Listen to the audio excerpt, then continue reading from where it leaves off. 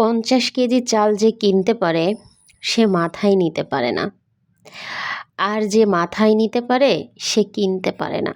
জীবনটাও অনেকটা এরকমের। সব কিছু কখনো একসাথে মেলে না, কিন্তু এর মানে এই নয় যে আমরা থেমে যাব। আজ যা নেই তার জন্য চেষ্টা করতে হবে। ধীরে ধীরে সব কিছু সম্ভব হয়।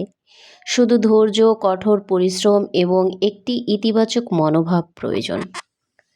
বন্ধুরা, সবাই কেমন আছেন আপনারা?